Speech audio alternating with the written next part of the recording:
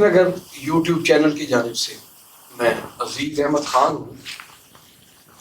آج ایک ایسی نابغہ روزگار شخصیت کا یوم شہادت ہے جس نے اپنے لہو کی تحریر سے تاریخ کے صفحات پر ایک انمول داستان لکھی۔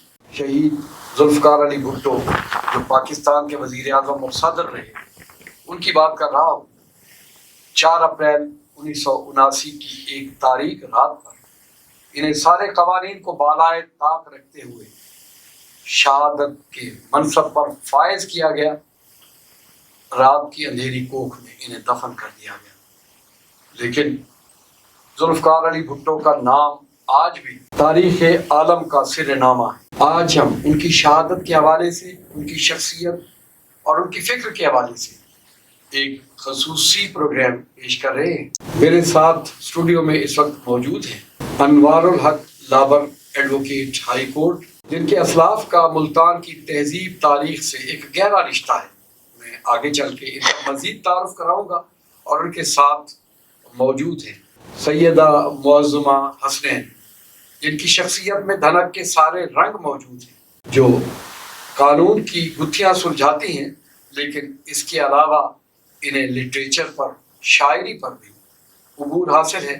ان کا خاندان پاکستان پیپلز پارٹی سے جڑا رہا ہے، ایڈوکیٹ ہائی کورٹ ہیں، ضلع کونسل کی ممبر رہی ہیں، اور ایک ایسی درویش منس شخصیت جنہیں دنیا خالد حسن مترو کے نام سے جانتی ہے۔ PLF میں ایک تعارف ہے۔ تو یہ سارے لوگ بہار کی اولین صبح کا پہلا جھونکا ہے۔ میرا پہلا سوال ملک انوار الحق لابر جو اس وقت ہمارے اسٹوڈیو میں موجود ہیں، جیسے میں نے پہلے کہا کہ ان کا خاندان ملتان کی تاریخ کا ایک تہذیبی نقطہ ہے، آج ہمارے اسٹوڈیو میں ہے، تو انہی سے میں گفتگو کا آغاز کروں گا کہ ذوالفقار علی بھٹو اپنے فکر اور نظریات کے حوالے سے یقیناً بڑا نام تھے، تو آپ کس نظر سے دیکھتے ہیں کہ تیسری دنیا کے آئیڈیا کے وہ خالق تھے؟ انہوں نے لوگوں کو سر بلندی کے ساتھ جینے کا ایک اسلوب عطا کیا تھا۔ ان کا مقام کیسے متعین کرتے ہیں، صرف پاکستان کی تاریخ میں نہیں، دنیا کی تاریخ میں آپ کیا سمجھتے ہیں کہ وہ کتنی بڑی اہمیت کے حامل ہیں؟ بہت بہت شکریہ کہ آپ نے مجھے موقع دیا اس فورم کے اوپر گفتگو کرنے کا، اور ایسے عظیم ہستی کے لیے جن کی ایک دنیا مترس ہے۔ ذوالفقار علی بھٹو مرحوم شہید نے اتنے بے شمار کام کیے اور اتنے بے شمار فائدے پہنچائے ایک عام آدمی کو کہ جن کا میں احاطہ بھی شاید اتنی چھوٹی محفل میں نہ کر سکوں۔ یہ وہ شخصیت ہیں جن کی وجہ سے سامراج جو تھے ان کے اوپر لرزہ طاری ہو جاتا تھا۔ صحیح۔ اگر ہم چھوٹے اینگل میں بھی صرف ان کے متعلق بات کریں تو انہوں نے غریب آدمی کو، عام آدمی کو زندہ رہنے کا طریقہ سکھایا، اور اس کے علاوہ انہوں نے عزت نفس بحال کی غریب طبقے کی۔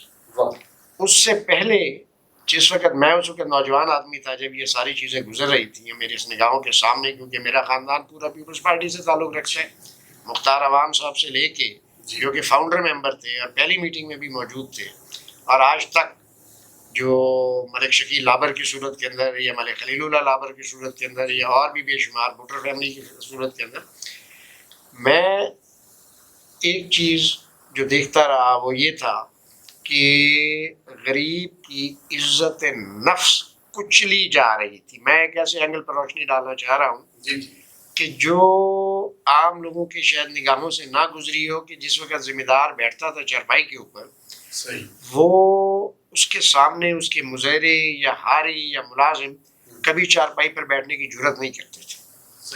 یہ ذوالفقار علی بھٹو شہید کا کارنامہ تھا کہ ہمارے برابر آ کے ساری دنیا بیٹھنا شروع ہوئی، اس سے پہلے ایسی چیز نہیں تھی۔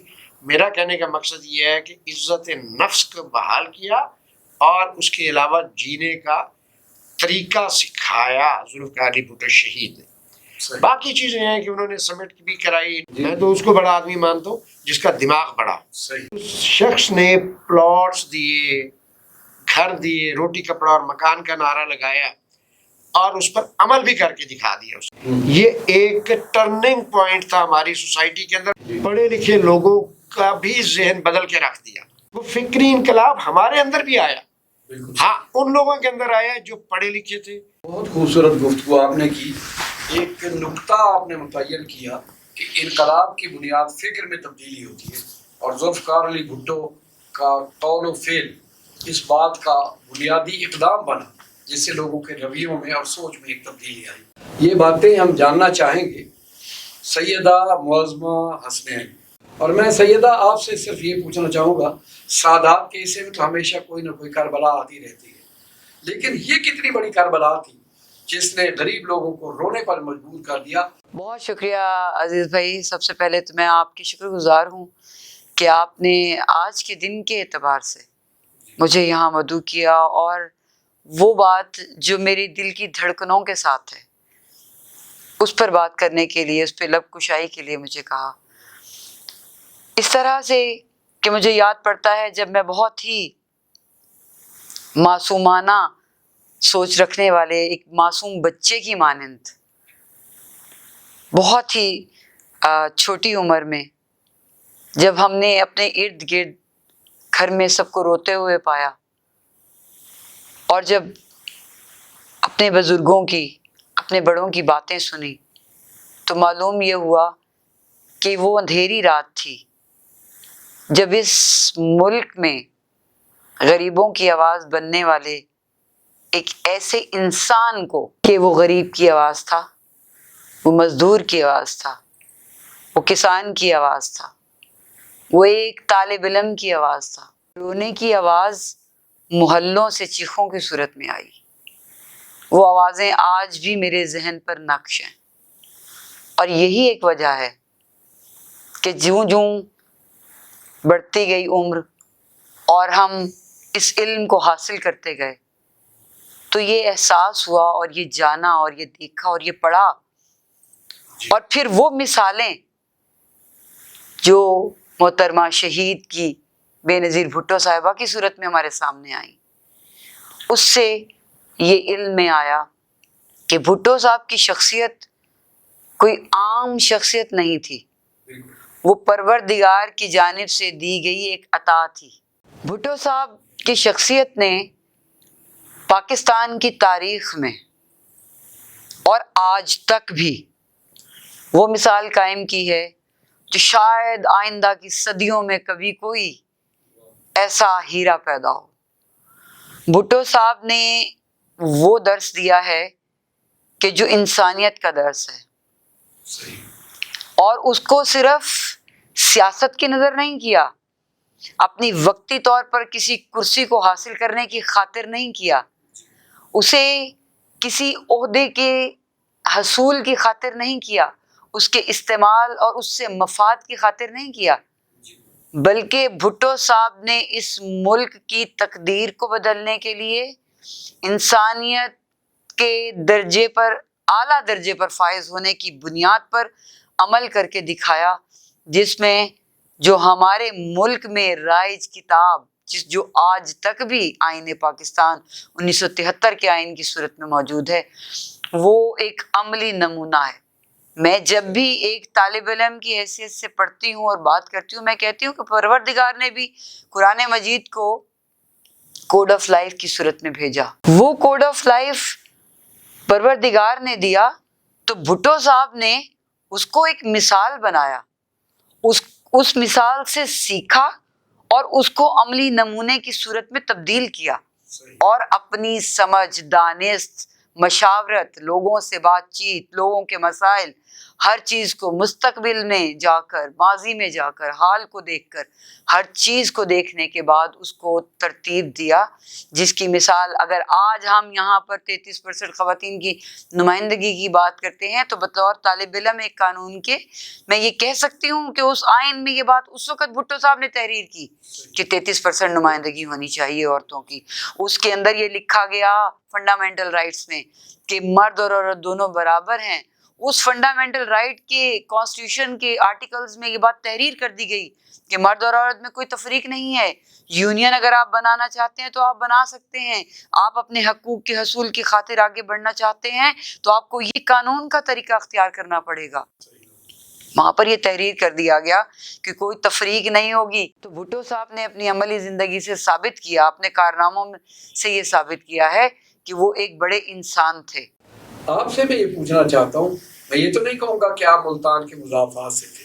یہاں خالد حسین مترو رہے گا، وہ علاقہ تو خود ایک کائنات ہوگی، لیکن آپ نے پاکستان پیپلز پارٹی کے ساتھ فکری رشتہ کب اور کیسے جوڑا؟ خان صاحب، سب سے پہلے تو میں آپ کا شکریہ ادا کرتا ہوں کہ مجھے آج ایسی شخصیت ملی ہے، اس شخصیت نے یہاں انوائٹ کیا ہے جس کی ساری زندگی پیپلز پارٹی جو کہ بنیادی طور پر مجھے بولتے ہوئے بھی خوشی ہو رہی ہے کہ وہ شخص مجھے بلا رہے ہیں کہ جو کہ بنیادی طور پر پیپلز پارٹی کے ماشاء اللہ، اللہ کی عطا ہے. خان صاحب، آپ نے فرمایا کہ میرا پیپلز پارٹی سے کیسے تعلق ہے. جی، میں ایک آپ کو چھوٹی سی مثال دوں گا. جب 77 میں بھٹو صاحب کی حکومت کو ختم کر دیا گیا تو اس وقت میری رہائش خونی برج کے ساتھ کیڑی چمندہ میں تھی. اچھا. اور اس وقت جس وقت اتحاد کارن کا جلوس نکلتا تھا تو اس وقت کیڑی چمندہ کے اندر 2 گھروں کے اندر پیپلز پارٹی کا جھنڈا لہراتا تھا.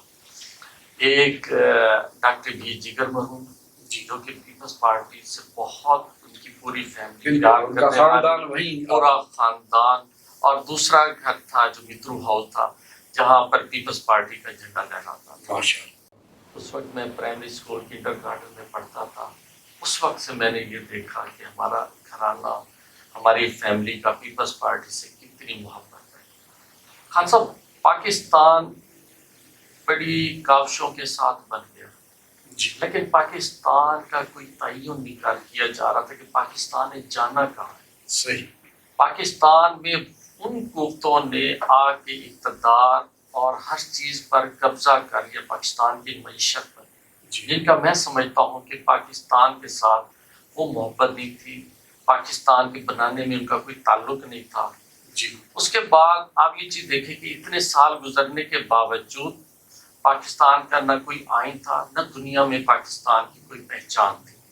اس وقت اللہ تعالیٰ نے ایک ایسی شخصیت کو پاکستان کے لیے چنا جن کا نام ذوالفقار علی بھٹو تھا. اس وقت وہ پاکستان کی عوام کے لیے کھڑے ہوئے، پاکستان کے عوام کے حقوق کے لیے. خان صاحب، پاکستان کا جب آئین بنایا گیا تو اس میں پاکستان کا نام رکھا گیا اسلامی جمہوریت پاکستان. صحیح. میں 3 لفظ آتے ہیں. صحیح. اس کا مطلب یہ ہوا کہ اسلامیہ، یہ اس کا جو آئین ہوگا، جو پاکستان ہے وہ اسلام کے مطابق چلے گا. دوسرا ہے جو دوسرا بھی بہت اہم ہے، وہ ہے جمہوریہ. اس کا مطلب یہ ہو گیا کہ پاکستان کے اندر جمہوریت ہوگی، جو کہ بھٹو صاحب نے اس قوم کو دیا. وہ کیوں دیا؟ وہ اس لیے جمہوریت دی کہ جب تک ان کی ایک سوچ تھی کہ جب تک آپ ایک عام آدمی کو اس کی حقوق نہیں بتائیں گے، جب تک ایک عام آدمی کو آپ لے کر نہیں چلیں گے، یہ ملک چند ایک لوگوں کے سر پہ نہیں ترقی کر سکتا. اس وقت بھٹو صاحب نے یہ کیا کہ عوام کو شعور دیا، عوام کے لیے تمام فیسلٹیز، جیسے آپ یہ سمجھیں کہ پہلے یہ ہوتا تھا کہ بڑا طبقہ، چھوٹا طبقہ، بڑے طبقے کے لیے تمام فیسلٹیز ہوتی تھی، لیکن غریب طبقے کا کوئی پرسان حال نہیں ہوتا تھا. صحیح. اس کے لیے اب یہ چیز دیکھیں کہ تعلیم ہر غریب امیر سے لے کے غریب کے بچے تک ان کا رائٹ ہے. صحت ہر بندے کا رائٹ ہے. بھٹو صاحب نے یہ کیا کہ وہ تمام ادارے وہ نیشنلائز کیے. ان کے پیچھے ریزن تھی خان صاحب. اس کی ریزن یہ تھی خان صاحب کہ جب تک آپ غریب آدمی کو اس کے حقوق نہیں بتائیں گے، جب تک آپ انہیں شعور نہیں دیں گے، آپ ایک غریب آدمی کو تعلیم نہیں دیں گے، ایک غریب آدمی کو آپ نوکری روزگار نہیں دیں گے، آپ ان کے لیے گھر کی کا انتظام نہیں کریں گے، تو ان کا ایک ویژن تھا کہ پاکستان ترقی نہیں کر سکتا، وہ انہوں نے کیا۔ اس کے لیے کیا انہوں نے کیا؟ وہ یہ کیا کہ تمام اسلامی ممالک، اس وقت بہت قداور قسم کے نام مسلمانوں کے، انہیں ایک پلیٹ فارم پہ اکٹھا کیا۔ اس کے بعد آپ یہ چیز دیکھیں کہ غریب لوگوں کو سعودی عرب اور دوسرے اسلامی ممالک جو کہ فنانشلی بہت سٹرونگ تھے، انہیں وہاں روزگار ملا، غریب آدمی اوپر آیا۔ پاکستان جب غریب آدمی روزگار سے نکلا تو پاکستان کے ٹائم تھا، بھٹو صاحب نے پاکستان کو ایٹامک قوت بنانے کی کوشش کی۔ اس کے بعد جناب نے دیکھا کہ دنیا کی طاقتیں وہ کبھی بھی یہ نہیں چاہتی تھی کہ اللہ تعالیٰ نے اتنا بڑا برین، اتنا بڑا انسان پاکستان کو دیا ہے، یہ پاکستان کے ساتھ ساتھ سارے اسلامی ممالک کو بھی اٹھا رہا ہے، سارے اسلامی ممالک کو لے کے چل رہا ہے۔ اس کے بعد یہ اصل جو یہ سارا ہوا تھا، اس کے اندر یہ چیز نہیں تھی کہ یعنی دنیا صرف بھٹو صاحب کو پاکستان کے لیے یہ ہینگ کیا گیا، اس کے اندر پورے مسلمان ملکوں کا نقصان تھا، بالکل تو صرف پاکستان کا عالم اسلام کا نقصان، پورے عالم اسلام کو۔ اس کے بعد آپ نے دیکھا کہ جتنے ان کے ساتھی تھے، جتنے اتنی قداور شخصیات تھے، آپ نے دیکھا کہ ایک ایک کر کے ساروں کو یہ غیر مسلمانوں ان قوتوں نے یہ ان کو ہینگ کروایا۔ خان صاحب، اس کے اندر جو ایک چیز میں بتاتا چلوں کہ یہ باہر سے نہیں آتے، اگر ہمارے اندر اللہ تعالیٰ ایسے بندے پیدا کرتا ہے اور اگر ہمارے اندر غدار نہ آئے تو مسلمان کبھی ناکام نہ۔ ملتان کے تمام محلے، چوک اور وہاں بسنے والے ذوالفقار علی بھٹو سے پیار کرتے تھے، اور اس کا ایک منظر میں نے خود دیکھا جب بھٹو کو شہید کر دیا گیا۔ اس کے بعد اگرچہ بعض محلات اور حویلیوں پر چراغ روشن تھے، لیکن غریبوں کے کچے مکانوں اور محلوں میں ایک اندھیرا تھا، ایک بین جیسی کیفیت تھی۔ سوال پوچھنا چاہتا ہوں، بڑی خوبصورت شخصیت ہے، ملتان میں ابلاغ کے لیے کام کر رہے ہیں، آپ کا تعلق اس کے علاوہ بھٹو فیملی سے رشتہ داری کے حوالے سے بھی ہے، آپ یہاں موجود ہیں، یہ عزیز نگر یوٹیوب چینل کے لیے ایک بڑی بات ہے۔ میں آپ سے پوچھنا چاہتا ہوں کہ آپ چونکہ ان کے اس فیملی کے قرابت دار ہیں، آپ اس خاندان کو عادات و اطوار کے حوالے سے، فکر کے حوالے سے کیسے دیکھتے ہیں؟ یہ کیسا خاندان ہے؟ آپ نے بہت اچھا کوشچن کیا خان صاحب۔ ہماری فیملی کا، میں تو اس وقت بہت چھوٹا تھا، مختار امان کی جب شامل ہوئے میرے حقیقی پھوپھا اس میں، تو اس کے بعد ہماری ان کے ساتھ بھٹو فیملی کے ساتھ ایفیلیشن بہت زیادہ بڑھتی چلی گئی، کیونکہ ہم لوگ زیادہ تر ان کی فکری نظریات کے بہت قریب تھے۔ صحیح، تعلیم تھی ہماری فیملی کے اندر، جی، اور مجھے جو چیز سب سے زیادہ بچپن سے ہی ان کی اٹریکٹ کر رہی ہے، وہ کر رہی تھی، وہ تھی کہ وہ بڑے اپ رائٹ پرسن تھے۔ صحیح، جو چیز ان کے دل میں ہوتی تھی وہ زبان پر بناوٹ نہیں تھی اس کے۔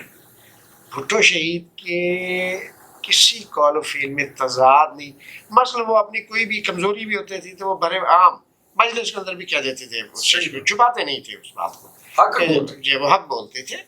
اسی طرح سے میں نے بی بی شہید میں بھی یہی عادات دیکھی، وہ تشریف لائی ہمارے پاس، ان میں بھی یہ دیکھی، اور اب جو ان کے آگے بلاول بھٹو زرداری صاحب ہیں، ان کو بھی میں وہی پرتو دیکھ رہا ہوں اپنے نانا کا، اچھا، کہ وہ بھی بالکل جب بولتے ہیں تو اپ رائٹ بولتے ہیں، منافقت کی زبان نہیں بولتے، اور اسی وجہ سے ہی یہ فیملی ہمیشہ سے عتاب کے اندر رہی ہے۔ صحیح، آپ ان کا بوکس کی جو ڈکٹیٹر آیا، میں اس کو کیا لفظوں میں استعمال کروں، مر گیا وہ، یہ آج بھی ان کے چاہنے والے ہیں، اور آپ مجھے بتاؤں کہ اس کے چاہنے والے کتنے ہیں۔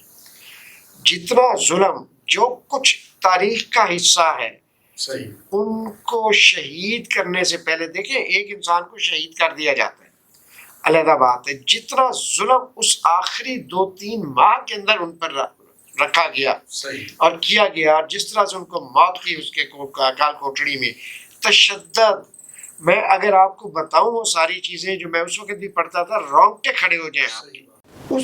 اس ایک عظیم دماغ کا جو سب سے بڑا کارنامہ تھا وہ میں یہ سمجھتا ہوں کہ اس نے فکری سوچ کو بدل کے رکھ دیا۔ جیسے مختلف لیڈرز کے میں کوٹ کر سکتا ہوں کہ اس نے کہا جی آپ تعلیم یافتہ قوم بنا دیں ایک دفعہ کسی کو، تو تعلیم صرف B A M A degree کا نام نہیں ہے، تعلیم ایجوکیشن کا نام ہے، کوالیفیکیشن ڈفرینٹ چیز ہے۔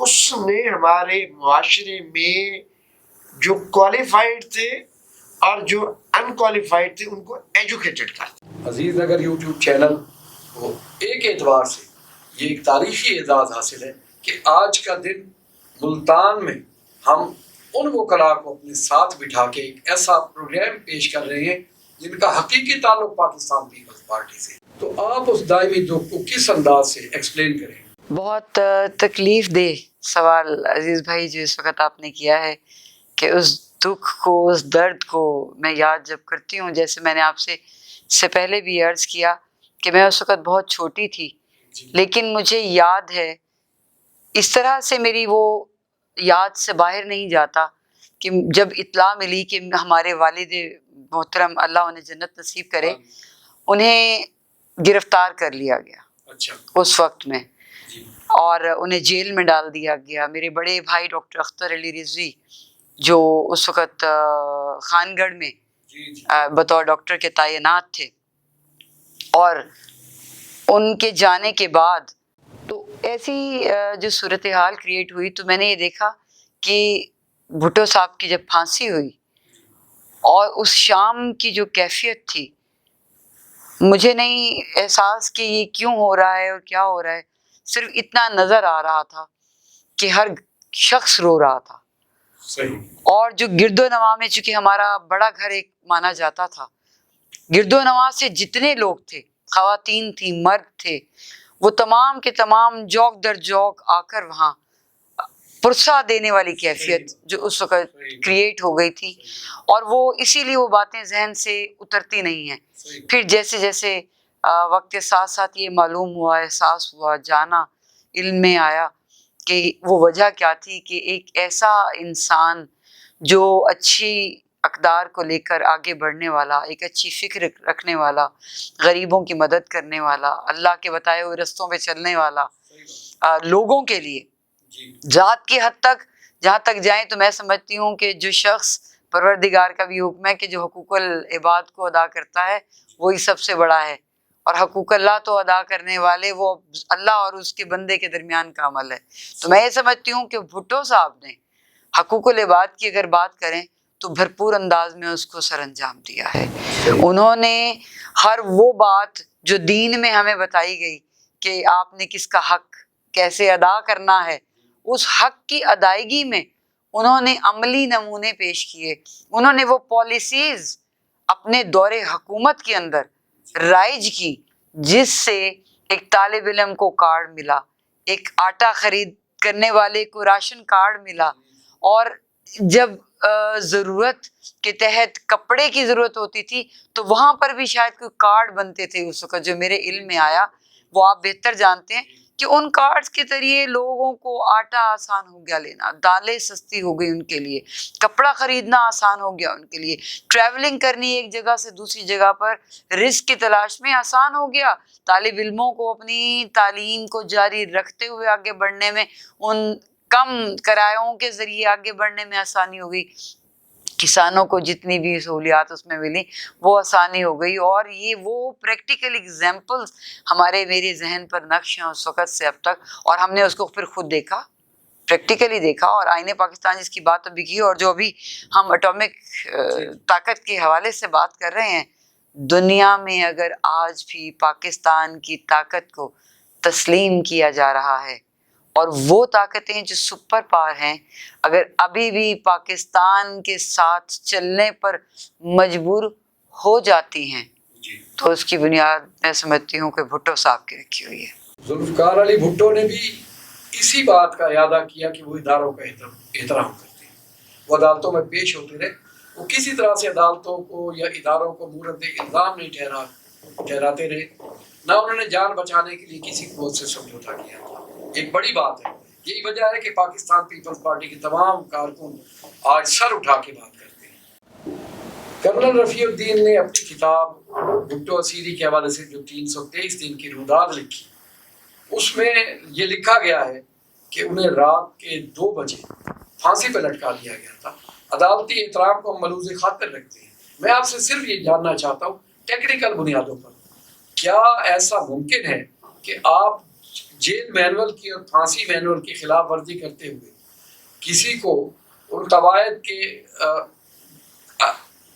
کے برعکس پھانسی گھاٹ میں لے جائیں؟ اور جس طرح سے بھٹو خواتین کو نہیں ملنے دیا گیا، ایک تو یہ کہ آپ ایک وکیل کی نقطۂ نظر سے اس بات کو کیسے دیکھتے ہیں، اور پھر یہ کہ یہ جو سارا اس وقت کی عدالتی حوالے سے جو کچھ کیا گیا، کیا وہ عدالتوں میں اب آپ کوٹ کر سکتے ہیں اس کو ایز اے ریفرنس یا نہیں؟ خان صاحب، جو اس وقت چیف جسٹس نسیم حسن شاہ صاحب تھے، جی شارٹ میں آپ کو بتاؤں، جی جی وہ بھی اپنے انٹرویو میں کہہ چکے ہیں اچھا کہ ہم نے یہ فیصلہ کن حالات میں کیا تھا۔ دیکھیں خان صاحب، بھٹو صاحب کو کوئی قانون کے تحت نہیں پھانسی لگائی گئی تھی، اچھا وہ کوٹیں تھیں۔ اگر آپ وہ کوڈ کرنا چاہیں 109، جی وہ آج تک کبھی بھی اس کے اندر ڈیتھ پینلٹی نہیں ہوئی۔ اچھا اور دوسرے نمبر پہ اگر آپ دیکھیں جو بھٹو صاحب کو پھانسی دی گئی تھی، جی بھٹو صاحب کے خلاف جو کیس چلا، بھٹو صاحب کے خلاف کوئی ڈائریکٹ ایویڈنس کوئی بھی نہیں تھی۔ ٹھیک جو بھی تھی اس کے اندر آپ دیکھیں تو وہ ان کی اپنی بنائی ہوئی تھی، لیکن بھٹو صاحب نے تو قتل نہیں کیا تھا۔ بھٹو صاحب کو تو وہ کہتے ہیں کہ جی کہ ہمیں بھٹو صاحب نے کہا تھا 109 صحیح 109 کی جو ڈیفینیشن ہے، اگر 109 کو اگر آپ پڑھیں یا ان کی ریکوائرمنٹ دیکھیں تو وہ اس کے لیے بڑی اسٹرانگ ایویڈنس چاہیے ہوتی ہے۔ لیکن کوفتوں نے ہر حالت میں بھٹو صاحب کو پھانسی چڑھانا تھا تاکہ پاکستان کی ترقی کا پہیہ رک سکے، عوام کو ان کے حقوق نہ ملے۔ پاکستان بننے کے باوجود بھی قوم غلام چلی آ رہی تھی، تاکہ بھٹو صاحب کو پھانسی لگ جائے تاکہ قوم پھر بھی غلام رہے، پاکستان مسلمان اوپر نہ اٹھ سکیں، پاکستان ترقی نہ کر سکے۔ اسی وجہ سے یہ تمام کا تمام اور ان لوگوں سے یہ کروایا گیا جو کہ بھٹو صاحب کے پرسنل مخالف تھے۔ صحیح اس کے بعد آپ جتنے بھی کیسز دیکھیں، جی آج تک بھٹو صاحب کا کیس جو اتنا بڑا کیس تھا سپریم کورٹ تک گیا، آج تک کسی نے اتھارٹی کے طور پہ کسی عدالت میں نہیں پیش کیا، صحیح بات اور نہ ہی پیش کیا جا سکتا ہے۔ نہ ہی کسی کورٹ نے آج تک آنریبل ہائی کورٹ جو سپریم کورٹ نے اسے کوڈ کیا ہے۔ بھٹو صاحب کو جو ان کی فزیکل کنڈیشن تھی اس کے اندر ڈاکٹر چیک کرتا ہے، چیک کرنے کے بعد پھر وہ دیکھتا ہے کہ اگر اس کی طبیعت خراب ہوتی ہے، بیمار ہوتا ہے تو اس کو پھانسی پہ نہیں لٹکائے۔ یہ جیل کے رولز ہیں۔ اس کے علاوہ ایک ٹائمنگ ہوتی ہے، فیملی کو ملنے دیا جاتا ہے، یہ اس کا رائٹ ہوتا ہے، بالکل صحیح یہ اس کا رائٹ ہوتا ہے کہ اسے ملنے کے بعد۔ لیکن آپ یہ چیز دیکھیں کہ تمام کے تمام وہ تمام رولز اینڈ ریگولیشن وہ تمام کے تمام وائلیٹ کر کے یہ کیا گیا تاکہ اگر وہ ملتے ہیں، اس کے پیچھے تو یہ لگتا ہے کہ اگر اس کی فیملی ملتی ہے تو پوری قوم کو پتہ چل جائے گا کہ ان کے محبوب لیڈر کے ساتھ جیل میں کیا ہوتا رہا ہے، اس قوم کے لیے وہ کیا کر گئے، یعنی اس کے ساتھ کر دیا گیا۔ کہ ذوالفقار علی بھٹو جنہوں نے تیسری دنیا کو منظم کیا، اسلامی ممالک کو ایک پلیٹ فارم پر یکجا کیا، 90,000 جنگی قیدی وہ بھارت کے پنجہ یرغمال سے چھڑا کے لے آئے، ہزاروں مربع میل زمین انہوں نے بھارت سے واپس لی، جنہوں نے پاکستان کو ایک متفقہ آئین دیا، قادیانیوں کو اقلیت قرار دیا، غریبوں کو ان کی خوشیاں واپس لوٹائیں، اور انہی باتوں کی پاداش میں انہیں نادیدہ قوتوں نے پھانسی کے پھندے پر لٹکا دیا۔ لیکن بھٹو امر ہے، بھٹو ایک فکر کا نام ہے، ان کی جلائی ہوئی شمع ہمیشہ فروزہ رہے گی۔ ایک شعر کے ساتھ عزیز احمد خان کو اجازت دیجیے۔ وہ جس نے اس کو لحد میں رکھ کے لحد کے منہ پہ چٹان رکھ دی، وہ یہ سمجھ لے کہ اس نے گونگی زمین کے منہ میں زبان رکھ. اللہ نے